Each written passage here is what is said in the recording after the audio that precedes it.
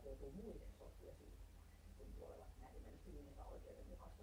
Eli se on syö hämmentänyt. No kyllä mä oletan näin. Kokeilisin mielelläni, jos olisi kuitenkin mahdollista.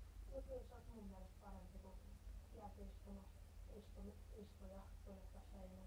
Asia nousi esiin syksyllä, koska imatralaiskoulussa oli muutettu rästiin jääneitä jälki-istuntoja työpalveluksi. Opetushallitus totesi tuolloin, että touhu oli vastoin lakia.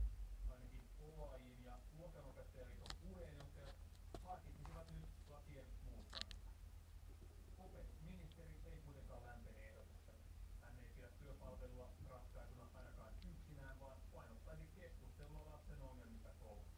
Tietysti ajatuksena, että työ yhdistetään rangaistukseen, niin se on huono, mutta jos nimen työ ojennus, niin se kuulostaisi hyvältä.